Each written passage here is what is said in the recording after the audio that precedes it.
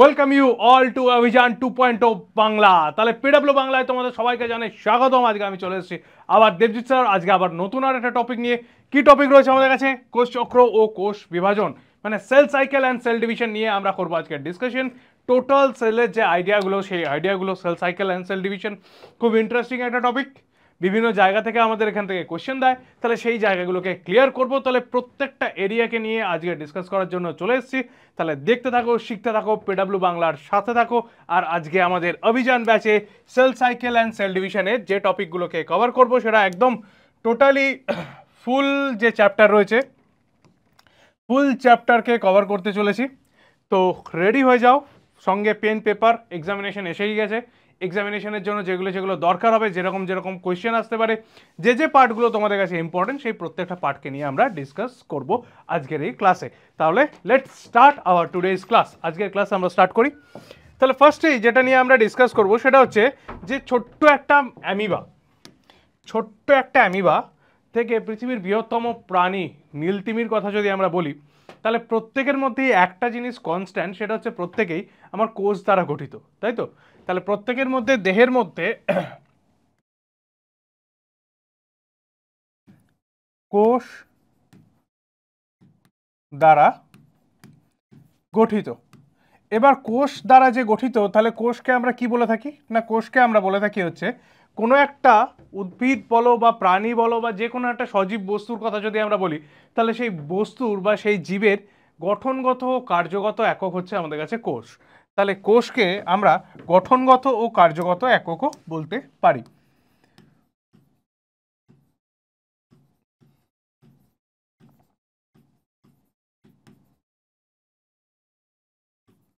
গঠনগত ও কার্যগত একক।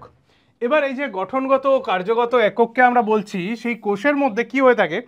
তাহলে দেখো, চ্যাপ্টারটা আমরা যখন শুরু করছি তখনই শুরুর আগেই আমাদের একটা ভাষা আমরা জানতে পেরে যাচ্ছি, সেটার নাম হচ্ছে কোষ চক্র। তারপর চক্র আমরা কখন বলি, মানে কোনো একটা জিনিস যখন সেটা চক্রাকার পথে চলে, যেমন ধরো না আমাদের জীবন জন্ম থেকে আবার পরবর্তী মৃত্যু পর্যন্ত, এটা একটা চক্রাকার পথ, তাই তো? তাহলে এই যে চক্রাকার পথেতে আমাদের একটা জীবন সম্পন্ন হচ্ছে, তাহলে একে আমরা বলে থাকি হচ্ছে জীবন চক্র, তাই তো? ঠিক একই রকমভাবে কোষেরও একটা জন্ম থেকে কোষের মৃত্যু পর্যন্ত, বা বলতে পারি কোষের বিভাজন পর্যন্ত যে সময়কালটা, সেই সময়কালটাকে বলা হয় কোষ চক্র। তাহলে প্রথমেই কোষের পরেই আমরা যে জিনিসটা জেনে নেব সেটা হচ্ছে কি, কোষ চক্র কাকে বলে।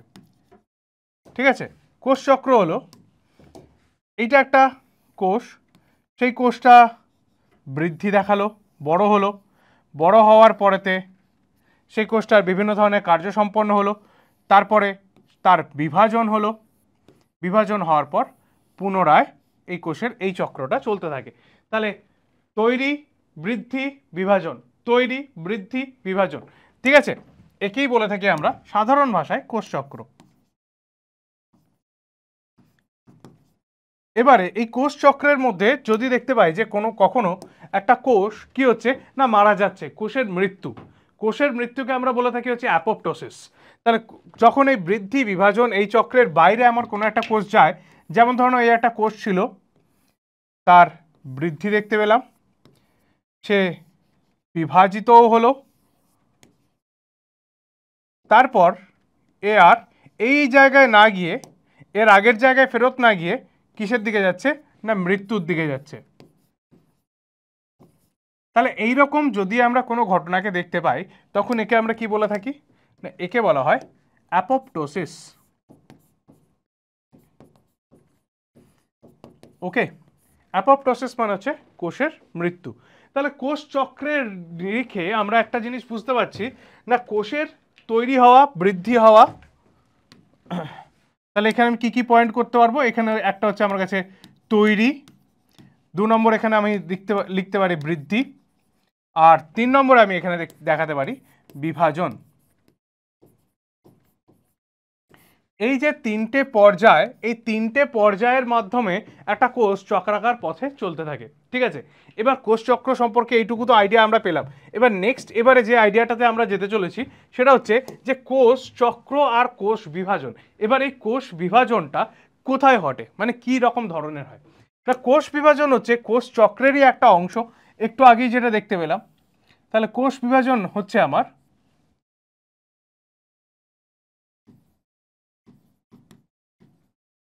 কোষ চক্রের অংশ, ঠিক আছে। এবার এই যে কোষ চক্রের অংশ যেটাকে আমরা বলছি, সেই বিভাজন মানে কি? বিভাজন মানে একটা ভেঙে দুটোয় পরিণত হওয়া, এই পদ্ধতিটা কি বলি, তাই না? তাহলে বেশ, কোষ চক্রের অংশের মধ্যে একে আমরা দুটো ভাগে ভাগ করতে পারি, দেখো, ঠিক আছে। এই যে পয়েন্টটা করছি, এটা কিসের জন্য?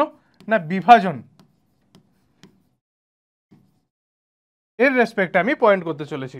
তাহলে বিভাজনের মধ্যে প্রথম যে বিভাজনটা আমরা দেখতে পাবো তাকে আমরা বলে থাকি হচ্ছে অ্যামাইটোসিস বিভাজন বা অনিয়ত বিভাজন, ওকে। বা বলতে পারি একে আমরা প্রত্যক্ষ বিভাজন বা ডাইরেক্টলি ডিভিশন হচ্ছে, ঠিক আছে, যেটা আমরা সাধারণত এককোষী প্রাণীদের মধ্যে দেখতে পাই। তাহলে এটা হয়ে যাচ্ছে আমার কাছে কি প্রত্যক্ষ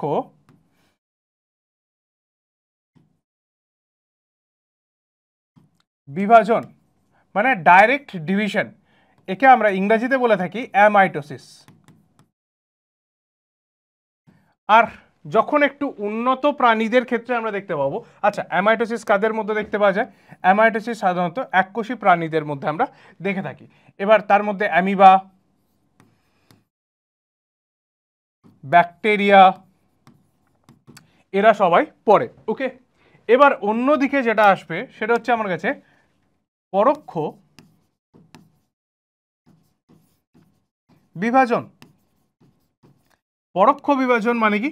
পরোক্ষ বিভাজন মানে হচ্ছে যেখানে আমি ডাইরেক্টলি ডিভিশন করব না, আমাকে একটা স্টেপের মাধ্যমে বা ধীরে ধীরে পর্যায়ের মাধ্যমে নিয়ে গিয়ে আমাকে বিভাজন করতে হচ্ছে, তাকে আমি বলবো পরোক্ষ বিভাজন।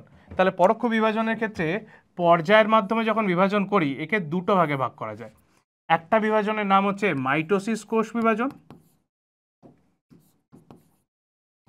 মাইটোসিস কোষ বিভাজন, অন্যটার নাম হচ্ছে মিওসিস কোষ বিভাজন,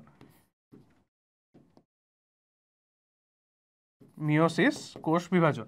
এবার মাইটোসিস কোষ বিভাজন কোথায় দেখতে পাওয়া যায়? না এটা দেহ কোষের মধ্যে দেখতে পাওয়া যায়। সাধারণত সম পরিমাণ বা সম জিন সম্পর্ক সম্পন্নযুক্ত যদি কোষকে তৈরি করতে হয় তাকে বলা হয় মাইটোসিস কোষ বিভাজন। তার মানে সমান জিন যুক্ত কোষ বিভাজন, একে আমরা বলে থাকি হচ্ছে মাইটোসিস। আর মিওসিস কোষ বিভাজন কাকে বলা হয়? না মিওসিস কোষ বিভাজন হচ্ছে যখন আমাকে ক্রোমোজোমের সংখ্যা হ্রাস করতে হবে। যেমন ধরো না আমাদের যখন জনন কোষ তৈরি হয়, জনন কোষ বা আমরা যদি বলি গ্যামেট তৈরি হয়, সেখানে কি করতে হয় না আমাদের ক্রোমোজোমের সংখ্যা কমাতে হয়। সেই ক্রোমোজোমের সংখ্যা কমানোর জন্য যে পদ্ধতিতে আমাদের কোষ বিভাজন করতে হয় তার নাম হচ্ছে মিওসিস কোষ বিভাজন। তাহলে কি লিখবো? ক্রোমোজোম সংখ্যা হ্রাস বিভাজন।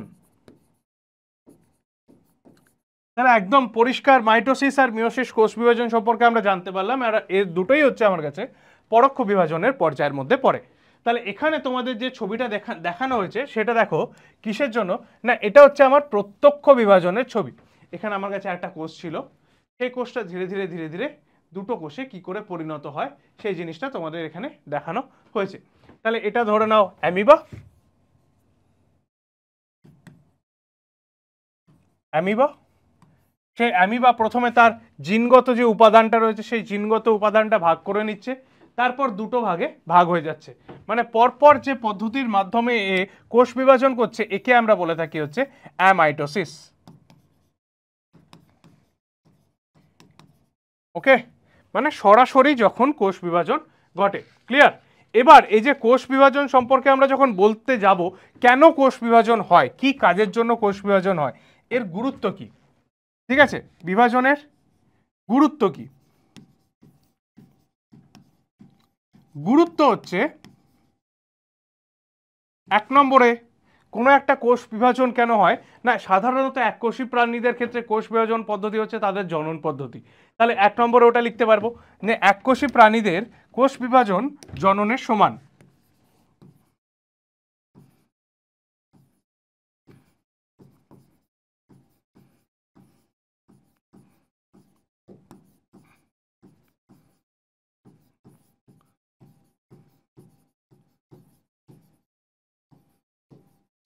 জনন পদ্ধতি, 1 নম্বর লিখতে পারবো।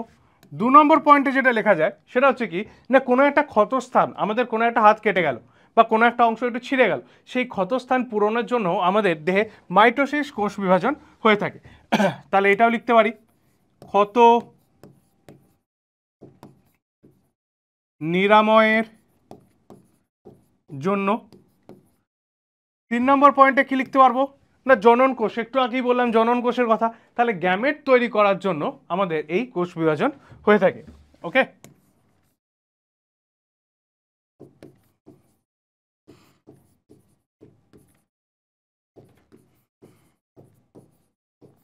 গ্যামেট তৈরি করার জন্য আমাদের এই কোষ বিভাজন হয়ে থাকে। এছাড়া আর কি লিখতে পারি, সংখ্যা বা বৃদ্ধি। ধরে নাও একটা কোষ ছিল, আমরা যখন প্রথম ভ্রূণ অবস্থায় ছিলাম তখন হচ্ছে আমরা এককোষী প্রাণী, ঠিক আছে, একটাই কোষ, জাইগোটের মধ্যে বা ভ্রূণের মধ্যে একটাই কোষ। সেই ভ্রূণ বিভাজিত হতে হতে হতে হতে হতে এখন আমাদের দেহের মধ্যে এত লক্ষ কোটি কোষ তৈরি হয়েছে। তাহলে এই যে লক্ষ কোটি বা 500 কোটি কোষ তৈরি হয়েছে, সেই 500 কোটি কোষ তৈরি করার যে পদ্ধতি সেটাই হচ্ছে কোষ বিভাজন। তাহলে বৃদ্ধির জন্য সাহায্য করে।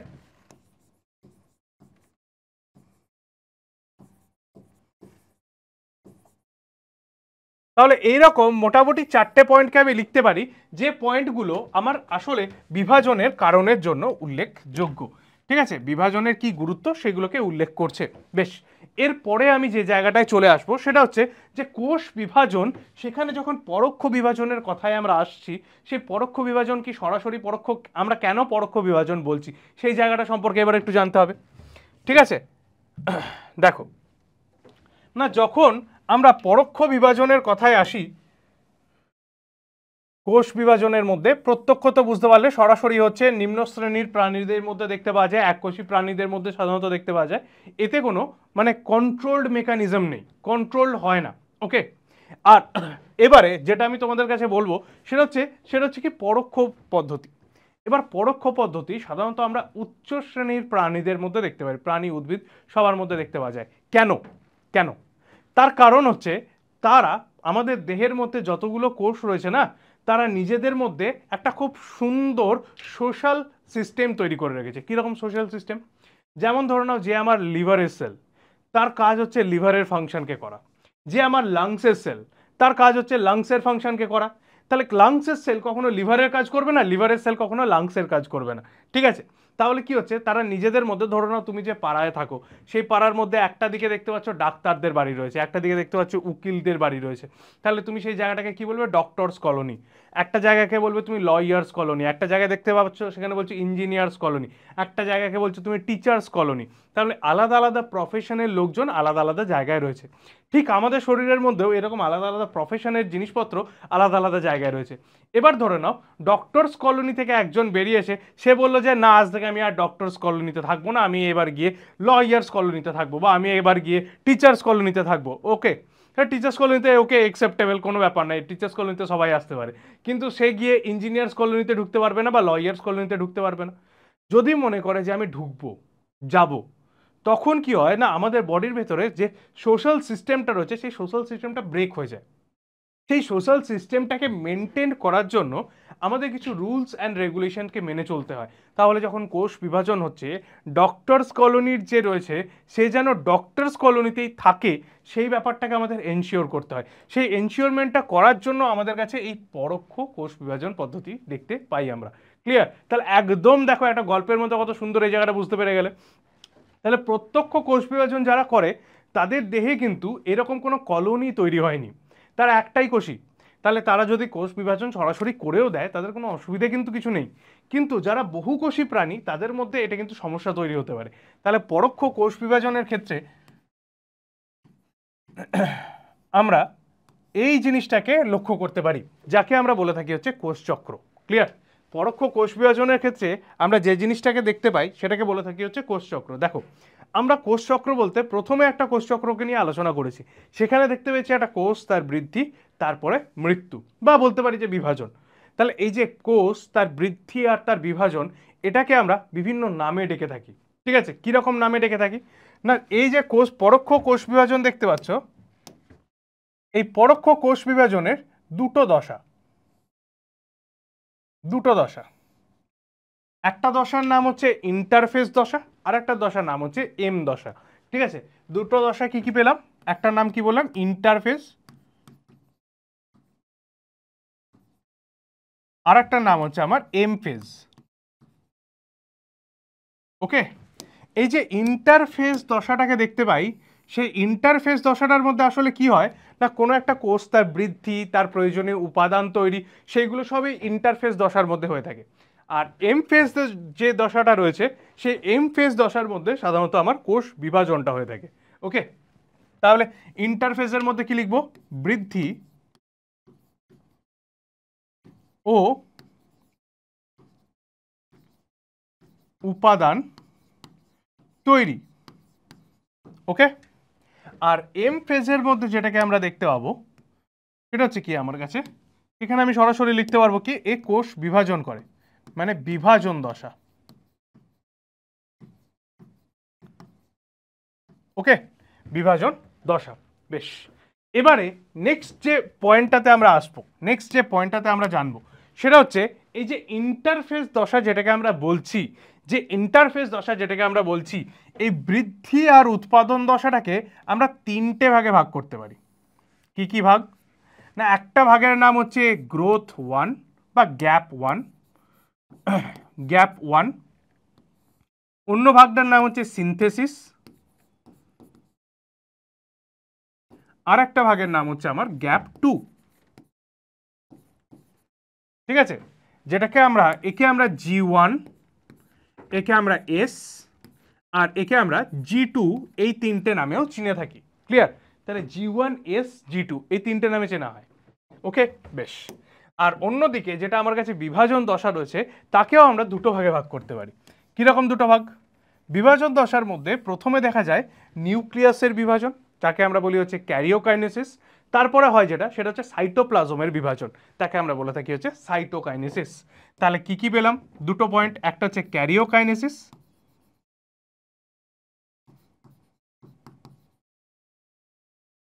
আর একটার নাম বললাম সাইটোকাইনেসিস।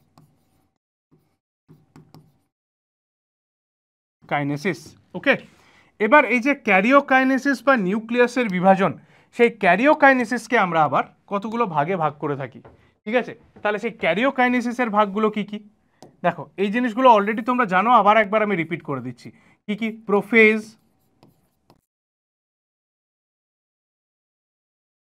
তারপর মেটাফেজ, তারপর অ্যানোফেজ হয়ে গেল, আর তারপর সবার লাস্টে আমার কাছে টিলোফেজ। ওকে, তাহলে প্রোফেজ, মেটাফেজ, অ্যানাফেজ আর টিলোফেজ, এই চারটে হচ্ছে ক্যারিওকাইনেসিসের ভাগ। আর সাইটোকাইনেসিসের আলাদা করে কোনো ভাগ নেই। সাইটোকাইনেসিস দুটো ধরনের হয়ে থাকে, একটা হচ্ছে আমার প্রাণী কোষের ক্ষেত্রে আলাদা ধরনের সাইটোকাইনেসিস হয়, আর একটা হচ্ছে উদ্ভিদ কোষের ক্ষেত্রে আলাদা রকমের সাইটোকাইনেসিস হয়। তাহলে সেটা যখন আমরা মাইটোটিক কোষ বিভাজন পড়ব, সেই সময় আমরা ডিসকাস করে নেব। তাহলে মোটামুটি একটা ইন্টারফেজের দশা আর এম ফেজের যে দশাগুলো রয়েছে, সেই দশাগুলো সম্পর্কে একটা ছবি এখানে আমাদের কাছে পরিষ্কার হচ্ছে, তাই তো? বেশ, এই দশাগুলোর মাঝখানে আমি এখানে আরেকটা দশার কথা একটু বলে রাখি। সেই দশাটার নাম হচ্ছে, এই ইন্টারফেজ আর এম ফেজ এর ছাড়াও আরেকটা দশাকে আমরা দেখতে পাই, যাকে বলা হয় G0 দশা। ওকে, বা একে ইংরেজিতে বলা হয় কুইসেন্ট ফেজ, ইনঅ্যাক্টিভ স্টেজ। কুইসেন্ট ফেজ, এই যে কুইসেন্ট ফেজ, কুইসেন্ট ফেজেতে কি হয় না, কোনো একটা কোষ বিভাজন হওয়ার সঙ্গে সঙ্গে তো নিশ্চয়ই সে আবার কোষ বিভাজন করার জন্য তৈরি হতে পারে না। তাহলে সেই কোষটা বিভাজন হওয়ার পরে কিছু সময় ইনঅ্যাক্টিভ দশায় চলে যায়। ঠিক আছে, এই সময় তার বিপাক ক্রিয়া চলে, কিন্তু বিপাক চলে, বৃদ্ধি হয়, কিন্তু কোষ বিভাজন হয় না।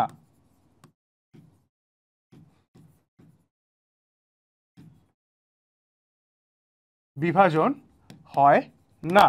ঠিক আছে, তাহলে বিপাক চলে, বৃদ্ধি হয়, কিন্তু কোষ বিভাজন যে হয় না, এই যে দশাটাকে এখন দেখতে পাচ্ছি, একে আমরা বলি G0 দশা বা কুইসেন্ট ফেজ। ক্লিয়ার? তাহলে G0 দশা সম্পর্কেও জানতে পারলাম। ইন্টারফেজ সম্পর্কেও জানতে পারলাম, এম ফেজ সম্পর্কেও জানতে পারলাম। এরপরে আমরা এই যে ইন্টারফেজের যে গ্যাপ 1, সিনথেসিস অ্যান্ড গ্যাপ 2, এই তিনটে দশাকে নিয়ে এবার আমরা আলোচনা করতে চলেছি। তো রেডি হয়ে যাও। বেশ, তাহলে ফার্স্ট আমাদের কাছে ইন্টারফেস দশার ক্ষেত্রে আমরা যদি দেখি তাহলে এইরকম তিনটে দশাকে আমরা দেখতে পাই।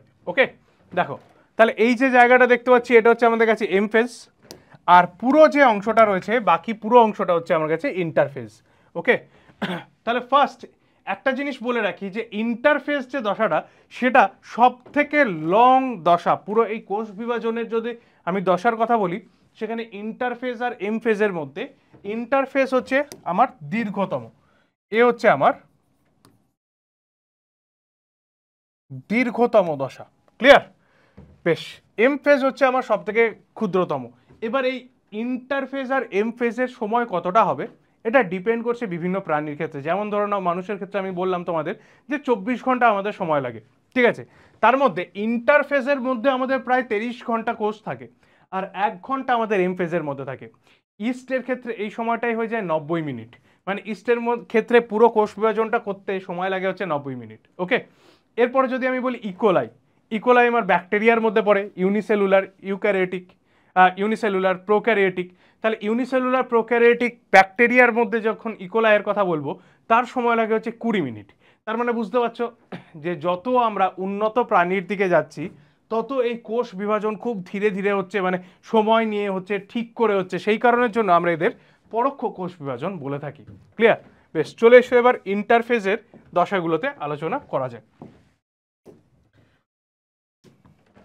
কোষ চক্র ও কোষ বিভাজনের মধ্যে ইন্টারফেস দশার মধ্যে প্রথম যে দশাটা দেখতে পাওয়া যায় তার নাম হচ্ছে কি বলেছিলাম, ফার্স্ট গ্যাপ বা গ্যাপ 1। ওকে, তাহলে এই যে জায়গাটা একে আমি কি বলবো, এটা হচ্ছে আমার কাছে G1 দশা। ঠিক আছে, G1 বা গ্যাপ 1 দশা। এই দশায় কি হয়ে থাকে না, গ্যাপ 1 দশাকে আমি যখন দেখতে পাবো এইটা হচ্ছে ইন্টারফেজের মধ্যে সব থেকে বৃহত্তম দশা। ঠিক আছে, প্রথম এইটা লিখে ফেলি আমি যে এটা হচ্ছে ইন্টারফেজের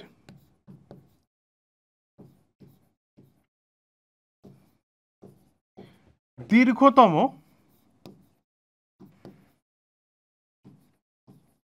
দশা, মানে সব থেকে লম্বা যে দশাটা দেখতে পাওয়া যায় সেটা হচ্ছে গ্যাপ 1।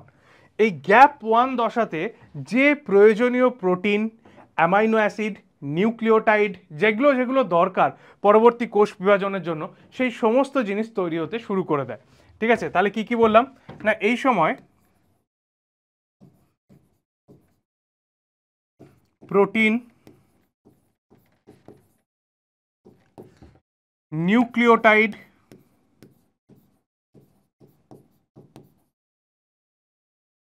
তৈরি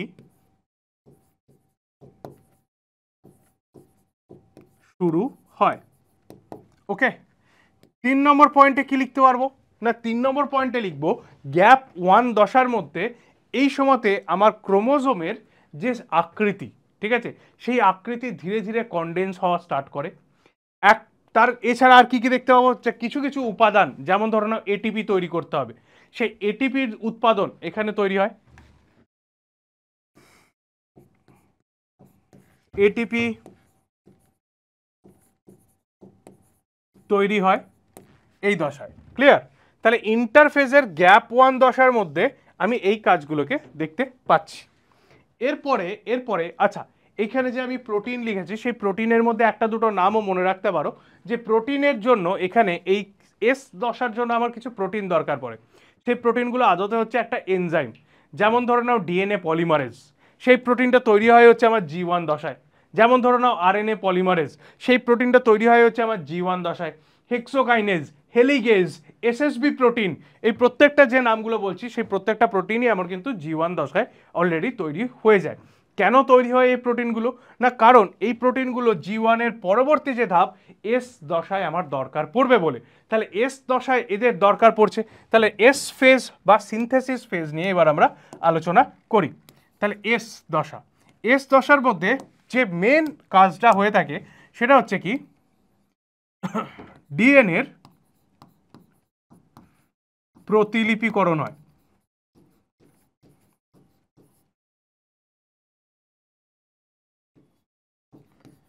ডিএনএর প্রতিলিপিকরণ দেখতে পাওয়া যায়, মানে ডিএনএ রেপ্লিকেশন হয়ে থাকে। ঠিক একই রকমভাবে ডিএনএ রেপ্লিকেশনের সাথে সাথে প্রতিলিপিকরণের সাথে সাথে কি হয় না, এখানে সেন্ট্রোজোম যেটা ছিল সেই সেন্ট্রোজোমেরও বিভাজন আমরা দেখতে পাই। তাহলে 2 নম্বরে লিখব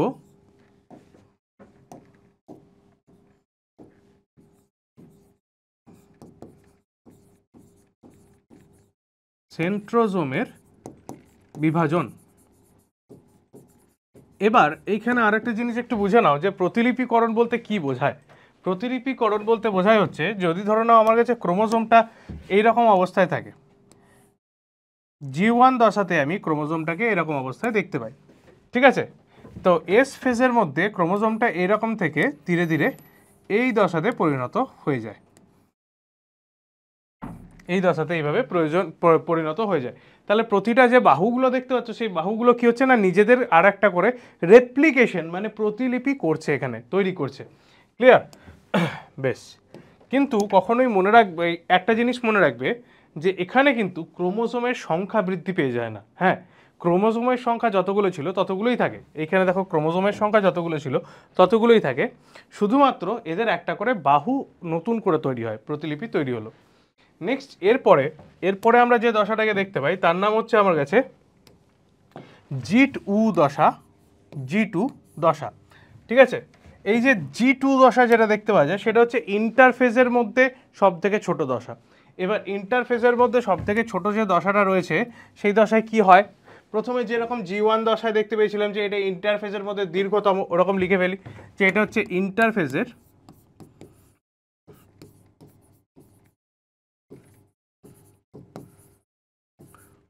ক্ষুদ্রতম দশা। ওকে, দ্বিতীয় পয়েন্টে যেটা লিখবো সেটা হচ্ছে যে ইন্টারফেজের পরে এই সময়তে প্রোটিন নিউক্লিওটাইড যেগুলো ছিল সেগুলো তো তৈরি, এখানে আমার প্রোটিন নিউক্লিওটাইডস তৈরি তো হবেই, তার সঙ্গে সঙ্গে এম দশার জন্য যে প্রয়োজনীয় উপাদানগুলো সেই উপাদানগুলো তৈরি হয় এই দশাতে।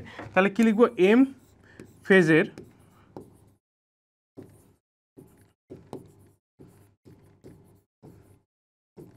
উপাদান এই দশায় তৈরি হয়। ক্লিয়ার? আর তার সঙ্গে সঙ্গে এইটা লিখতে পারো, এটিপি, প্রোটিন, এইসবগুলো আমার এখানে তৈরি হয়। বেশ, তাহলে ইন্টারফেজ কে যদি আমরা যে যে তিনটে দশায় দেখতে পাই সেটা হচ্ছে আমার G1, S আর G2, এই তিনটে দশাকে একসাথে আমরা কি বলছি, ইন্টারফেজ। এছাড়াও আর একটা দশার কথা তো আমরা অলরেডি বলেও নিয়েছি, আর একবার এখানেও বলে দিই, সেটা হচ্ছে কি না G0 দশা। G0 দশার মধ্যে কি দেখতে পাওয়া যায় না, কোষ যখন কোষচক্র থেকে বাইরে বেরিয়ে যায় তখন তাকে আমরা বলে থাকি হচ্ছে G0 দশা। তাহলে কি হচ্ছে, এখানে কি লিখবো, কোষের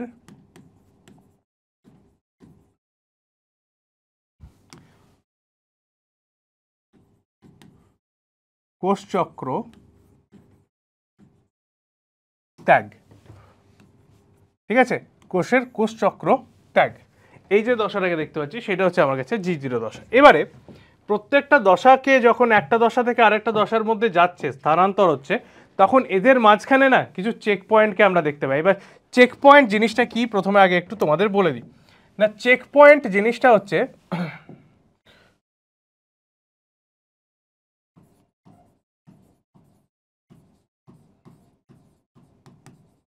চেকপয়েন্ট জিনিসটা হচ্ছে যে পূর্ববর্তী অংশে, মানে যদি ধরে নাও এখানে আমার কাছে কোনো একটা চেকপয়েন্ট থাকে তাহলে বুঝতে হবে যে এর আগের যে জায়গাগুলো ছিল সেই এর আগের জায়গাগুলোকে সব কন্ট্রোল করে, মানে সবটা ঠিকঠাক হয়েছে কিনা সেইটা আমাকে দেখার একটা রাস্তা। ওকে, চেকপয়েন্ট হলো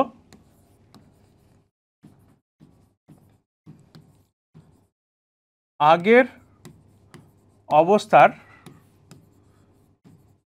বিবেচনা করা। ওকে, এর আগের যে দশাটা রয়েছে সেই আগের দশাটা সম্পূর্ণ হয়েছে কিনা সেইটা বিবেচনা কে করবে না, এই চেক পয়েন্ট করে থাকে। ক্লিয়ার? তো চেক পয়েন্টের রেসপেক্টে যদি দেখি তাহলে এইটা যদি আমাদের কাছে একটা সেল সাইকেল হয়, মানে কোষ চক্র হয়, এইটা ধরো আমার কাছে কি হয়ে গেল, 1 মিনিট দাঁড়াও,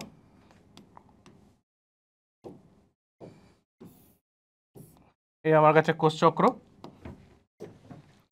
কোষ চক্রের ক্ষেত্রে এইখান থেকে এত দূর অবধি ধরে নাও, আমি এখানটা ধরে নিচ্ছি মাঝখান, এটা হয়ে গেল G1, এটা আমার কাছে এস, এটা আমার কাছে G2, আর এটা হচ্ছে M10। M10 মধ্যে প্রোফেজ, মেটাফেজ,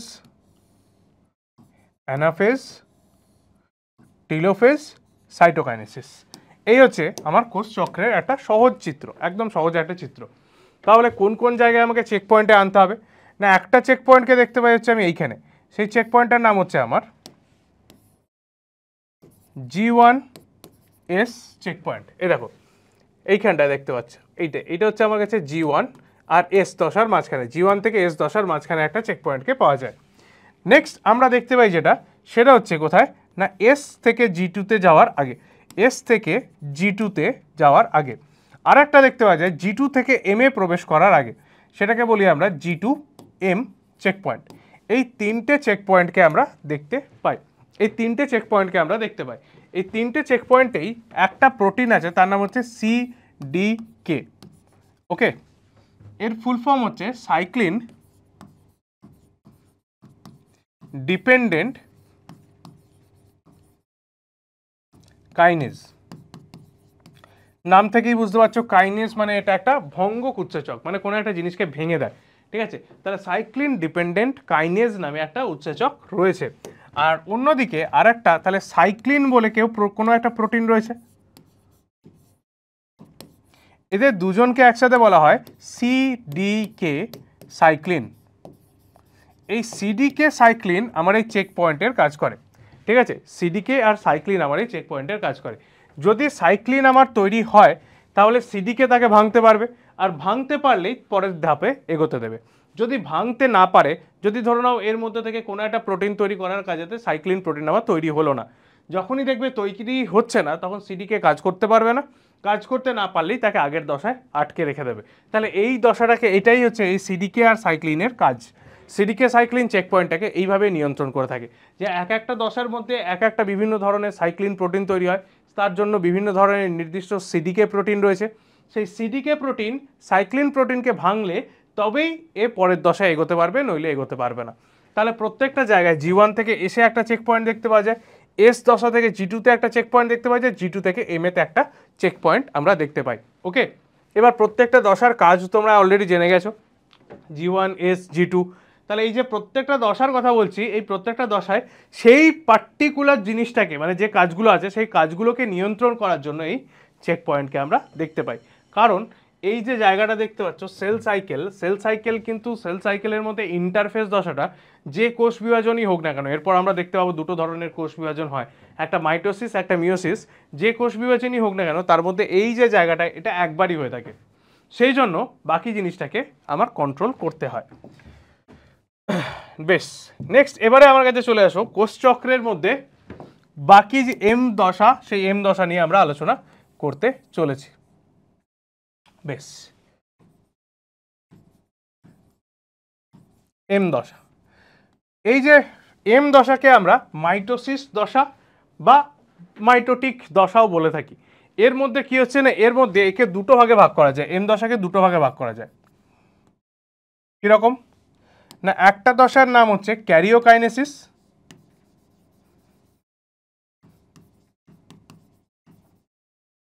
আর একটা নাম হচ্ছে সাইটোকাইনেসিস, ঠিক আছে? ক্যারিওকাইনেসিস মানে হচ্ছে আমার নিউক্লিয়াসের বিভাজন, সাইটোকাইনেসিস মানে হচ্ছে আমার সাইটোপ্লাজমের বিভাজন।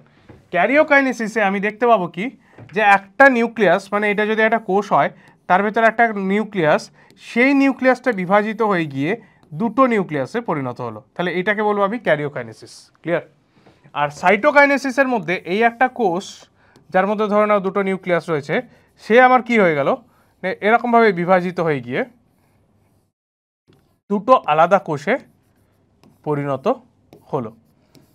ওকে, তাহলে এই হচ্ছে আমার দুটো পর্যায়, ক্যারিওকাইনেসিস অ্যান্ড সাইটোকাইনেসিস। ক্যারিওকাইনেসিসে এই জায়গা থেকে এই জায়গাটায় যাওয়ার জন্য, মানে একটা নিউক্লিয়াস থেকে দুটো নিউক্লিয়াস তৈরি করার জন্য মাঝখানেতে চারটে দশাকে দেখতে পাওয়া যায়, যার প্রথমটার নাম হচ্ছে প্রোফেজ, তারপরেরটার নাম হচ্ছে মেটাফেজ, তারপরেরটার নাম হচ্ছে অ্যানাফেজ, আর তারপরেরটার নাম হচ্ছে আমার টিলোফেজ। তাহলে এই যে মাঝখানে একটা নিউক্লিয়াস থেকে দুটো নিউক্লিয়াসে যাওয়ার জন্য প্রোফেজ, মেটাফেজ, অ্যানাফেজ আর টিলোফেজ এই চারটে দশাকে ক্রস করে যেতে হয়। এবার এই চারটে দশাকে ক্রস করে গেলে তবে এই বাকি প্রসেসটা, আচ্ছা ক্যারিওকাইনেসিস হলে কিন্তু তারপরে সাইটোকাইনেসিস হবে, সাইটোকাইনেসিস তার আগে কিন্তু হতে পারে না। ক্লিয়ার? বেশ, এবার এই রেসপেক্টে আরও কতগুলো একটু শব্দ বলে রাখি। সে যেরকম ধরে নাও কিছু কিছু কোষ আছে আমাদের দেহের মধ্যে, তারা কিন্তু বিভাজন করে না। যেমন ধরে নাও হৃদপেশি,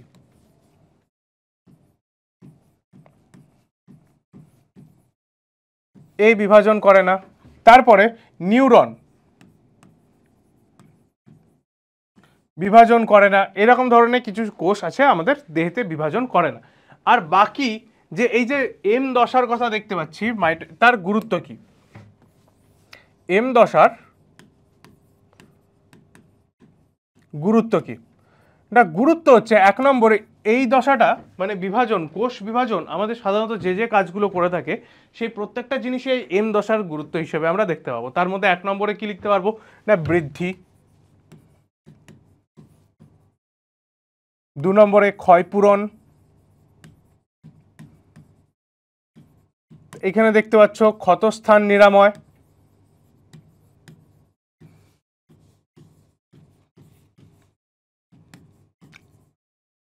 চার নম্বর কি লিখবো? গ্যামেট তৈরি,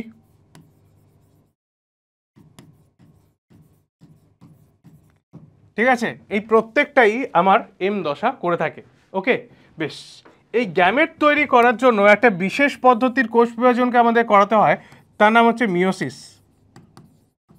তার নাম হচ্ছে আমার মিওসিস কোষ বিভাজন। আর বাকিগুলোর জন্য আমার একটা বিশেষ পদ্ধতির কোষ বিভাজনকে করানো হয়, তার নাম হচ্ছে মাইটোসিস কোষ বিভাজন। ক্লিয়ার? বাকি পদ্ধতির বাকি কারণগুলোর জন্য আমাকে মাইটোসিস কোষ বিভাজন করতে হয়।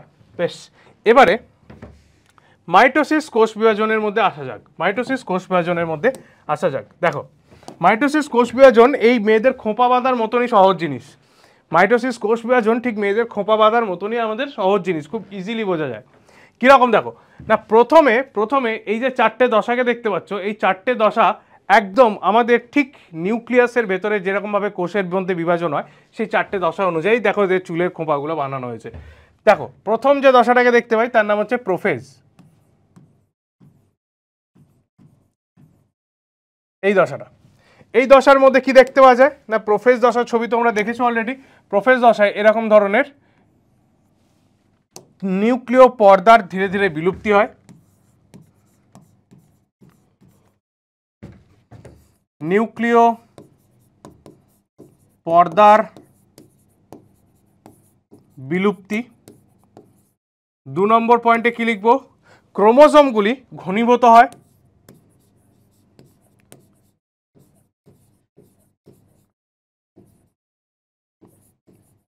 ঘনীভবন। ওকে, তিন নম্বর কি লিখবো? কোষের মধ্যে মাঝখানে যেগুলো ছিল, যেমন ধরো endoplasmic reticulum, Golgi body, lysosome, vacuole, vesicle, এগুলো ধীরে ধীরে ধীরে ধীরে ক্ষুদ্র ক্ষুদ্র ভেসিকেলে পরিণত হয়ে যায়। Golgi body, endoplasmic reticulum, vesicle,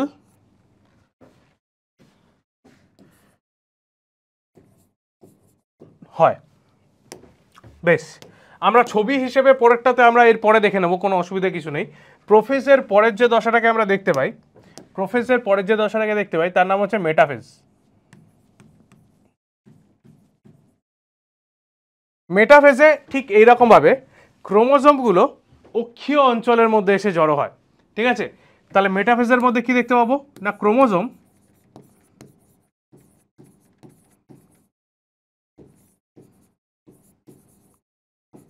অক্ষীয় মানে অক্ষ যেখানটায় রয়েছে মাঝখানে অংশে আসে।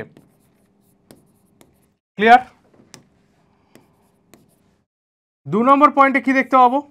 বেম তন্তু, সেন্ট্রোজোম থেকে তৈরি হওয়া বেম তন্তুগুলো আমার কাইনেটোকোর অঞ্চলের সাথে যুক্ত হয়, ক্রোমোজোমের কাইনেটোকোর অঞ্চলের সাথে। ওকে,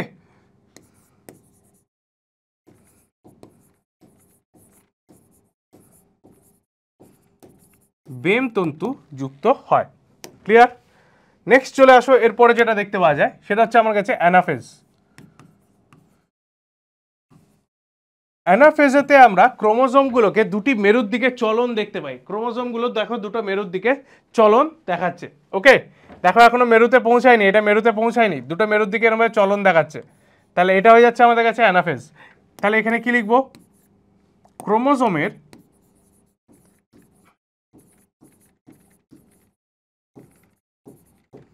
মেরুর দিকে চলন দেখা যায়।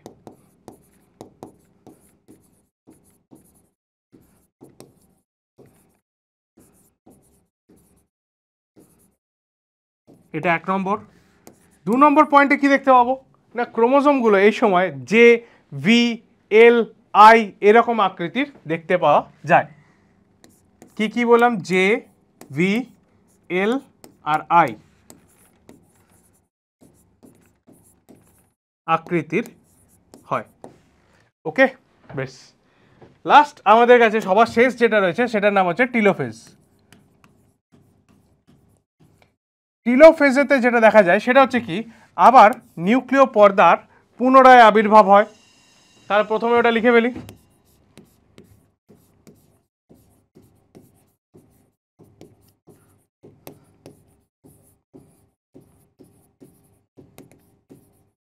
পুনরায় আবির্ভাব হয়। 2 নম্বর, ক্রোমোজোমের কুণ্ডলীকরণ খুলে যায়।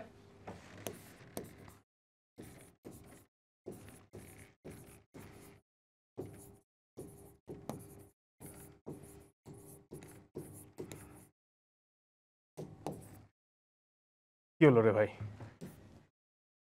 যাও যাও। হ্যাঁ,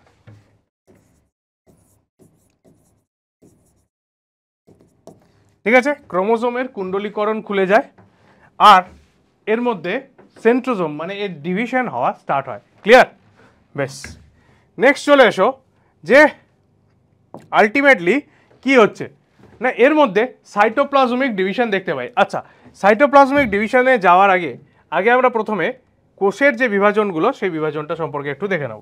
দেখো, প্রোফেজ দশার মধ্যে কি হচ্ছে, তাহলে এখানে আমি কি লিখবো? উপরে হেডিং করব মাইটোসিস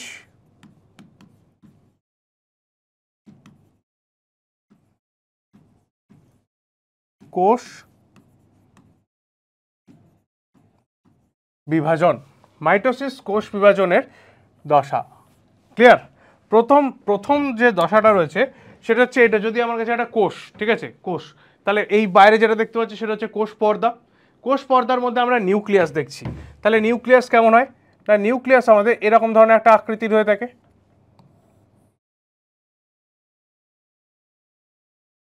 দ্বিপর্দায় ঘেরা নিউক্লিয়াস। নিউক্লিয়াসের ভেতরে যে ক্রোমোজোমগুলো রয়েছে সেই ক্রোমোজোমগুলো ধীরে ধীরে ধীরে ধীরে কনডেন্স হতে শুরু করেছে, ধীরে ধীরে ছোট হতে শুরু করেছে। নিউক্লিওলাস বিলুপ্ত হয়ে গেছে। ওকে, নিউক্লিয় পর্দা বিলুপ্ত হতে শুরু করেছে, দেখো টুকরো টুকরো হয়ে গেছে। এর মধ্যে থাকা যে এন্ডোপ্লাজমিক রেটিকিউলাম, গলগি বডি, সেগুলো সব এরকম ছোট ছোট ভেসিকেলে পরিণত হয়ে গেছে। ওকে, এরপরে দ্বিতীয় পর্যায়ে যখন এই সম্পূর্ণভাবে এই কুণ্ডলীকরণ সম্পূর্ণ হয়ে যাবে আর নিউক্লিয় পর্দা যখন সম্পূর্ণভাবে বিলুপ্ত হয়ে যাবে, তখন আমরা এর দ্বিতীয় পর্যায়ে যেতে পারবো। দ্বিতীয় পর্যায়ে আমরা দেখতে পাই যেটা, সেটা হচ্ছে এই যে ক্রোমোজোমগুলো দেখতে পাচ্ছ, সেই ক্রোমোজোমগুলো ধীরে ধীরে এরকমভাবে অক্ষ বরাবর, আমি এখানে তোমাকে দুটো দেখাচ্ছি, অক্ষ বরাবর এসে জড়ো হয়। আর অক্ষ বরাবর জড়ো হওয়ার সময় এইখানে একটা সেন্ট্রোজোম আর এইখানে আর একটা সেন্ট্রোজোম চলে যায়। এই সেন্ট্রোজোমগুলো নিজেদের মধ্যে বেমতন্তু দিয়ে এইভাবে যুক্ত হয় প্রথমে, তারপর একটা করে বেমতন্তু এর সাথে, একটা করে বেমতন্তু এই জায়গায়, এইভাবে যুক্ত করে। মানে এটাকে যদি আমি একটু বড় করে এঁকে দেখাই, তাহলে এটা হচ্ছে এর সেন্ট্রোমিয়ার,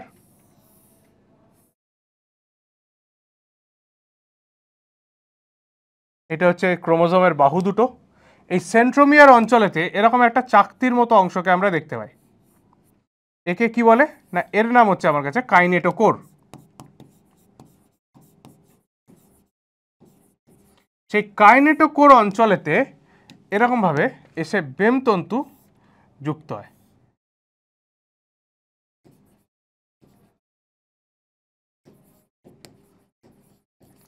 এসে বেমতন্তু যুক্ত হয়। তাহলে এই যে স্ট্রাকচারটা দেখতে পাচ্ছ, এই স্ট্রাকচারটা হয় কখন না মেটাফেজের সময়। এটা কোন জায়গায় হচ্ছে না অক্ষ বরাবর, অক্ষ বরাবর ক্রোমোসোমগুলো এসে যুক্ত হচ্ছে, মানে এইখানে এসে দাঁড়াচ্ছে। নেক্সট এরপরে কি দেখতে পাবো, নেক্সট এরপরে যেটা পাই সেটা হচ্ছে আমার কাছে অ্যানাফেজ। অ্যানাফেজের ক্ষেত্রে আমরা দেখতে পাবো যে এইখানে একটা সেন্ট্রোমিয়ার রয়েছে,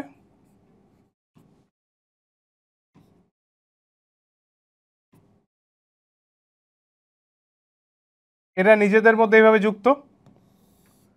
এবার এইদিকের একটা বেমতন্তু আর এদিকের একটা বেমতন্তু, এই বেমতন্তুগুলো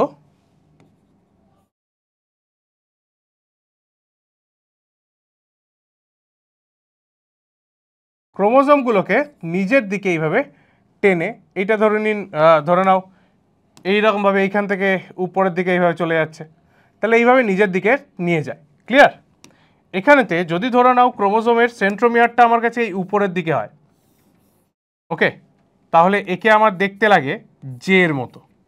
ঠিক আছে, এটা হচ্ছে সাবমেটাসেন্ট্রিক বা অ্যাক্রোসেন্ট্রিকের ক্ষেত্রে। যদি আমার কাছে সেন্ট্রোমিয়ারটা একদম মানে শেষে হয়, টেলোসেন্ট্রিক হয়, একে দেখতে লাগে আই এর মতো। যদি সেন্ট্রোমিয়ারটা একদম মাঝখানে হয়, একে দেখতে লাগে ভি এর মতো। ওকে, যদি সেন্ট্রোমিয়ারটা এখানটাই তুমি দেখাতে পারো যে এখানে এল এর মতো হতে পারে, সাবমেটাসেন্ট্রিক বা অ্যাক্রোসেন্ট্রিক হলে এল আর জে এর মতো দেখা যায়। আর ভি আর আই এর মতো হয় টেলোসেন্ট্রিকের ক্ষেত্রে, আর মেটাসেন্ট্রিকের ক্ষেত্রে হয় ভি এর মতো। ঠিক আছে, এখানে আমি দেখতে পাচ্ছি মেটাসেন্ট্রিক, তাই এরকমভাবে দুটো মেরুর দিকে চলন শুরু হয়। ক্লিয়ার? নেক্সট চলে এসো, নেক্সট যেটা রয়েছে সেটা হচ্ছে আমার কাছে টেলোফেজ। টেলোফেজেতে আমি কি দেখতে পাবো, পুনরায় দুই প্রান্তে দুটো নিউক্লিয়াস আবার তৈরি হয়েছে। তার মধ্যে কি রয়েছে না ক্রোমোজোম রয়েছে, এই একটা, এই আর একটা, এদিকে একটা, এদিকে একটা, দুদিকে দুটো নিউক্লিয়াস দিয়ে তৈরি হয়েছে। নেক্সট এটা হয়ে যাচ্ছে কি আমার কাছে না টেলোফেজ। টেলোফেজের পরে আমরা কি দেখতে পাই না সাইটোকাইনেসিস, যেটা নিয়ে আমরা এরপরে ডিসকাস করা স্টার্ট করব। সাইটোকাইনেসিসের সময় দুদিকে দুটো নিউক্লিয়াস আলাদা আলাদা হয়ে রয়েছে, এই ধরনের দুটো নিউক্লিয়াস রয়েছে। নিউক্লিয়াসের মধ্যে আবার নিউক্লিওলাস ফেরত এসছে, আবার ক্রোমাটিন তন্তু আমি দেখতে পাচ্ছি এর ভেতরে আমি ধরুন আবার এরকম ক্রোমাটিন তন্তুকে দেখাতে পারি। আর মাঝখান থেকে কি হয়,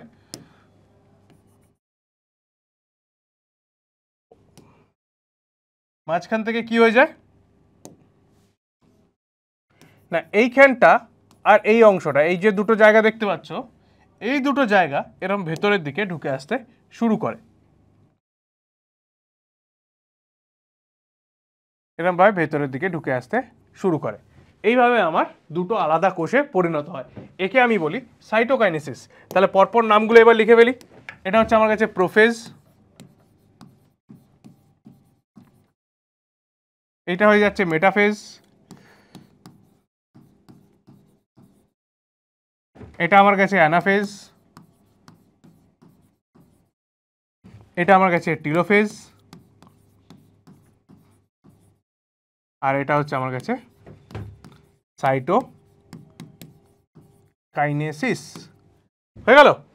দেখে নাও, প্রত্যেকটা ধরনের নিউক্লিয়াসের যেরকমভাবে পরিবর্তন হয় সেই পরিবর্তনগুলো আমি দেখালাম। এবারে নেক্সট আমাদের সাইটোকাইনেসিস নিয়ে আলোচনা করতে হবে। ইয়েস, তো সাইটোকাইনেসিস নিয়ে আমরা কীরকম আলোচনা করতে পারি না সাইটোকাইনেসিস নিয়ে আমরা দুটো ধরনের সাইটোকাইনেসিসকে দেখতে পাই।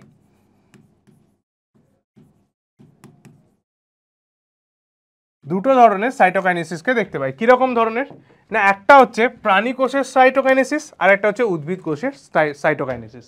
তাহলে এটা হচ্ছে আমার কাছে যেটা দেখা যাচ্ছে এখানে, সেটা হচ্ছে প্রাণী কোষের সাইটোকাইনেসিস। প্রাণী কোষের সাইটোকাইনেসিসের যেটা প্রধান পদ্ধতি সেটা হচ্ছে কি মাঝখান বরাবর ক্লিভেজ, এই যে মাঝখান বরাবর একটা ভাঁজ দেখতে পাচ্ছ, একে বলা হয় ক্লিভেজ ফারো।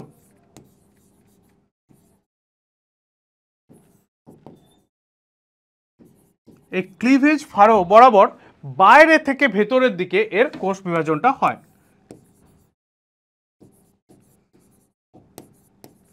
বাইরে থেকে ভেতরে কোষ বিভাজনটা হয়, মানে এদিক থেকে এই ডাইরেকশনে কোষ বিভাজনটাকে আমি দেখতে পাই, আবার এদিক থেকে এই ডাইরেকশনে আমি কোষ বিভাজনটাকে দেখতে পাই। ক্লিয়ার? কিন্তু উদ্ভিদ কোষের মধ্যে এইটা যেটা দেখতে পাচ্ছ সেটা হচ্ছে আমার কাছে উদ্ভিদ কোষ। উদ্ভিদ কোষ, উদ্ভিদ কোষের ক্ষেত্রে এরকম ভাবে হয় না।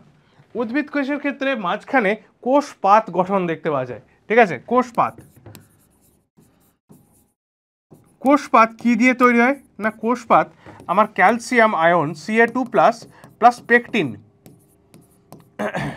পেকটিন দিয়ে তৈরি হয়।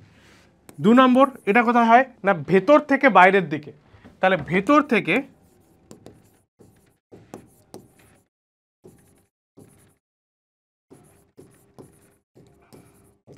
বাইরের দিকে এর বিভাজনকে দেখতে পাওয়া যায়, যদি এদিক থেকে এদিকে ওর বিভাজনটা হয়ে থাকে। ক্লিয়ার? ভেতর থেকে বাইরের দিকে কোষপাত গঠন তৈরি হয়। তাহলে উদ্ভিদের ক্ষেত্রে আর প্রাণীদের ক্ষেত্রে দুটো ক্ষেত্রেই যে আমি কোষ বিভাজনের পর সাইটোপ্লাজমের যে বিভাজন, যাকে আমি সাইটোকাইনেসিস নাম দিয়েছি, সেই সাইটোকাইনেসিসের গল্প আমি এখানে করলাম। ক্লিয়ার? তাহলে মাইটোটিক কোষ বিভাজন সম্পর্কে আমি জানতে পারলাম। মাইটোটিক কোষ বিভাজনের পরে আমাদের কাছে যেটা আসে সেটার নাম হচ্ছে মিওসিস কোষ বিভাজন। ওকে, মিওসিস কোষ বিভাজন যদি হয় সেখানে আলটিমেটলি কি দেখতে পাওয়া যায় না, 4টে ডটার সেল তৈরি হচ্ছে। এমন একটা কোষ বিভাজন প্রক্রিয়া যে কোষ বিভাজনটা করলে 4টে অপত্য কোষ তৈরি হয়। এর আগে কিন্তু 2টো তৈরি হচ্ছিল। তাহলে এটা নিশ্চয়ই কোনো বিশেষ একটা প্রক্রিয়া। সেই প্রক্রিয়াটা সম্পর্কে এবার একটু জানা যাক। চলে এসো, কি বলবো না, এই যে কোষ বিভাজনটা সম্পর্কে এখন আলোচনা করব তার নাম হচ্ছে মিওসিস।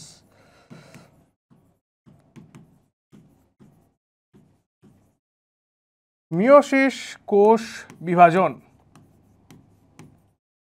মিওসিস কোষ বিভাজন আমরা একমাত্র জনন কোষের মধ্যে দেখতে পাই। কোথায় হয়? জনন কোষে দেখতে পাওয়া যায়। কেন দেখা যায় স্যার জনন কোষে? না গ্যামেট তৈরির জন্য এই কোষ বিভাজনকে আমরা দেখতে পাই।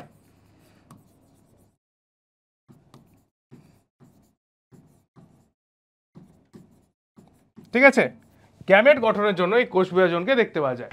বেশ, এই কোষ বিভাজনের একটা বিশেষ পর্যায় রয়েছে। কিরকম পর্যায় রয়েছে না, এই কোষ বিভাজনের দেখো এইখান থেকে কোষটা তৈরি হওয়ার পরেতে এত দূর অবধি একটা সম্পূর্ণ বিভাজন শেষ হয়ে যাচ্ছে।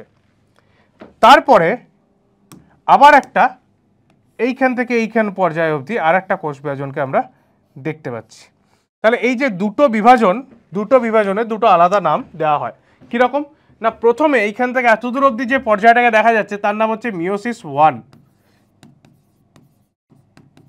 মিওসিস 1। আর পরের যে পর্যায়টাকে দেখতে পাচ্ছি এখান থেকে এত দূর অবধি, এর নাম হচ্ছে মিওসিস 2। এর নাম হচ্ছে আমার কাছে মিওসিস 2। ক্লিয়ার? মিওসিস 1 পর্যায়ে কি হয় না, ক্রোমোজোমের যে সংখ্যা রয়েছে সেই ক্রোমোজোমের সংখ্যা অলওয়েজ অর্ধেক হয়ে যায়। তাহলে মিওসিস 1-এ কি হয়ে যায় না, এখানে ক্রোমোজোম সংখ্যা অর্ধেক হয়। ঠিক আছে, ওকে স্যার, মিওসিস 2-তে কি ক্রোমোজোম সংখ্যা আবার অর্ধেক হয়? না, মিওসিস 2-তে সমবিভাজন হয়, এখানে কোনো অর্ধেক হয় না, সমবিভাজন দেখতে পাওয়া যায়। ক্লিয়ার? তাহলে মিওসিস 1-এ ক্রোমোজোম সংখ্যা যদি অর্ধেক হয়ে যায় তাহলে প্রথম থেকে শেষে স্যার ক্রোমোজোম সংখ্যা কত হবে না, প্রথমে যদি আমি মানুষের ক্ষেত্রে বলি তাহলে মানুষের ক্ষেত্রে প্রথমে এই দশাতে আমি ক্রোমোজোম সংখ্যা এর মধ্যে দেখতে পাচ্ছি 46টা রয়েছে। এই দশার শেষে যে দুটো কোষ তৈরি হলো সেই দুটো কোষের মধ্যে ক্রোমোজোম সংখ্যা এখন এর মধ্যে হয়ে গেছে 23টা, এখন এর মধ্যে হয়ে গেছে 23টা, হাফ হয়ে গেছে, অর্ধেক হয়ে গেছে। তাহলে স্যার মিওসিস 2-এর শেষে কি দেখতে পাবো? মিওসিস 2-এর শেষে 4টে কোষ তৈরি হয়েছে, প্রত্যেকটার মধ্যে 23টা করেই ক্রোমোজোম রয়েছে। তাহলে সেই কারণের জন্য প্রথমের মিওসিস 1কে আমরা বলি হ্রাস বিভাজন, পরের মিওসিস 2কে আমরা বলি সমবিভাজন। হ্রাস বিভাজন, সমবিভাজন।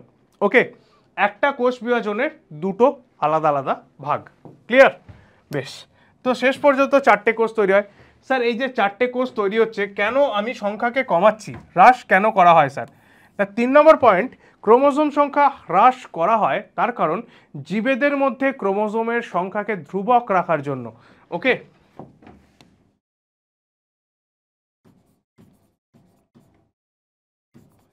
হ্রাস করা হয়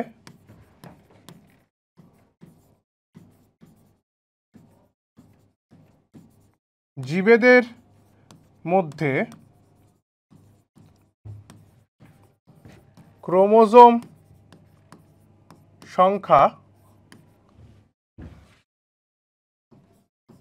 ধ্রুবক, এই ধ্রুবকটা রাখার জন্য একে হ্রাস বিভাজন করতে হয়। ক্লিয়ার?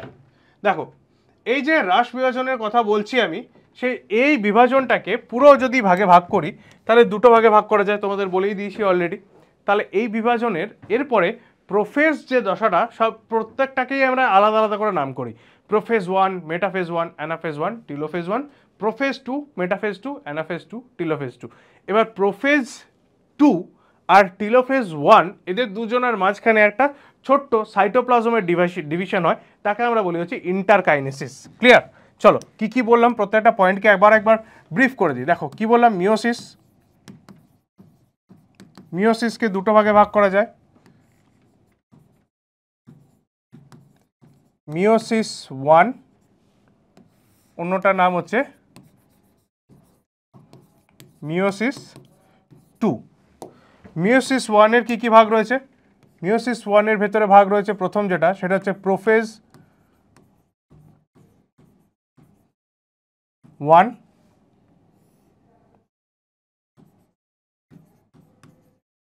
মেটাফেজ 1, অ্যানাফেজ 1,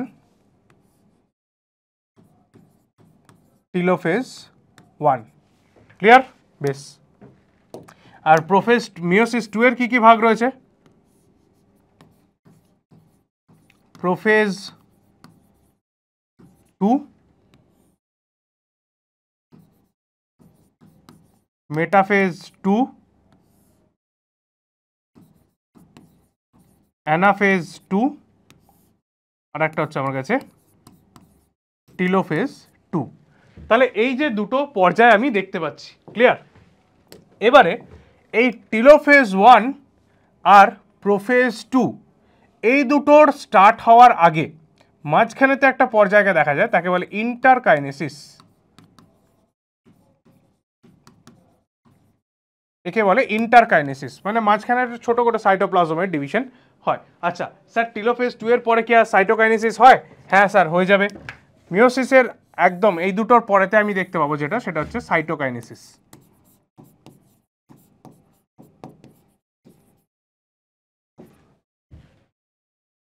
হয়ে গেল?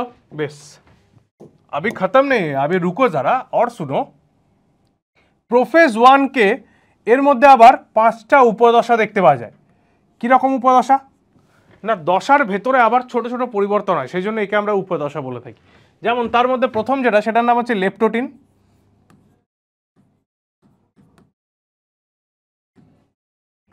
তারপর হচ্ছে জাইগোটিন,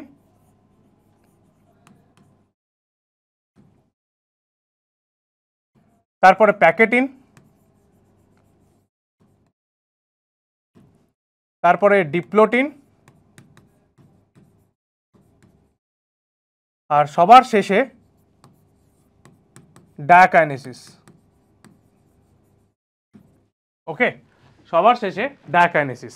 তাহলে এইটা হচ্ছে প্রোফেজ 1 এর 5টা উপদশা, লে যে পা দিয়ে দাঁড়া। ওকে, বেশ। তাহলে এই উপদশাগুলো দিয়ে আমরা প্রথম স্টার্ট করি। প্রোফেজ 1 কে বোঝার জন্য এই 5টা উপদশাকে খুব ভালো করে আমাদের বুঝতে হবে, তাই তো? তাহলে দেখে নাও কি হয়।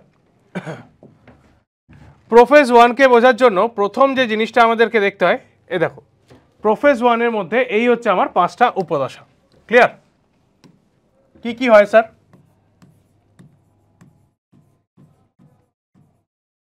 প্রোফেজ 1। প্রোফেজ 1-এর প্রথম যে দশাটা দেখতে পাচ্ছ সেই দশাটার নাম হচ্ছে লেপ্টোটিন। এই লেপ্টোটিন দশায় যে ক্রোমোজোমগুলো রয়েছে, এই যে একটা ক্রোমোজোম, এই একটা ক্রোমোজোম, এই একটা ক্রোমোজোম, এই একটা ক্রোমোজোম, যেগুলো দেখতে পাচ্ছ, সেই ক্রোমোজোমগুলো নিজেদের মধ্যে কাছাকাছি এসে অবস্থান করে। এর সঙ্গে সঙ্গে বোকে স্টেজ এখানে আমরা দেখতে পাই। ওকে, তাহলে কি বললাম? আচ্ছা, এইখানে এরকম করে না লিখে এখানে 1 নম্বর পয়েন্ট দিয়ে লিখছি।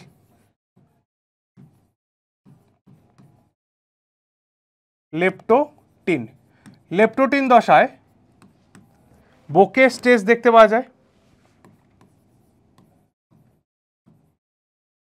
বোকের দশা দেখতে পাওয়া যায়, যেখানে আমরা ফুলের তোড়ার মতো এদের অবস্থানকে দেখতে পাবো, ফুলের তোড়ার মতো এরা অবস্থান করে। 2 নম্বর কি দেখতে পাবো না, ক্রোমোজোমগুলো মানে হোমোলোগাস জোড় কাছে অবস্থান করে।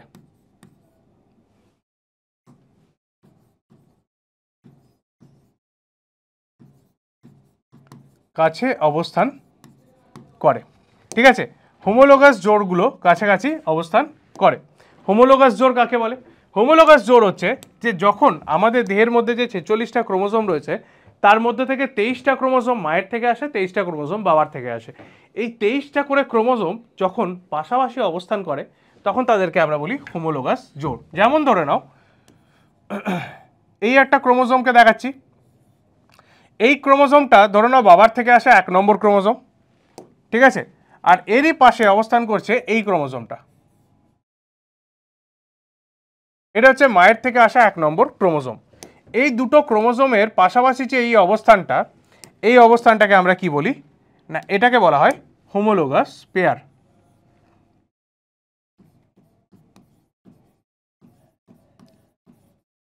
হোমোলোগাস জোড় বা পেয়ার,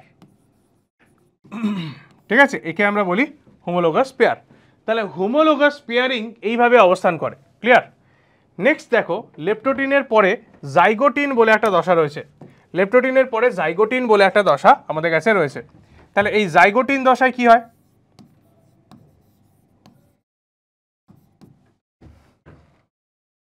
জাইগোটিন দশায় এই যে হোমোলোগাস পেয়ারগুলোকে আমি দেখালাম তোমাদের কাছে, এই যে হোমোলোগাস পেয়ার, এটা একটা রয়েছে, এটা একটা রয়েছে, এই হোমোলোগাস পেয়ারগুলো এরকমভাবে কাছাকাছি অবস্থান করেছে। এবার এদের মাঝখানেতে একটা উপাদান বা বলতে পারি একটা পদার্থ, প্রোটিন পদার্থ, সেইটা দিয়ে এরা দুজন জোড়া হয়ে যায়। এই পদার্থটার নাম হচ্ছে সাইন্যাপটোনিমাল কমপ্লেক্স। তাহলে এইখানে এরমভাবে দেখাচ্ছে, এরমভাবে এরা জোড়বদ্ধ অবস্থায় থাকে। এই পদার্থটার নাম হচ্ছে কি আমার কাছে? সাইন্যাপটোনিমাল কমপ্লেক্স।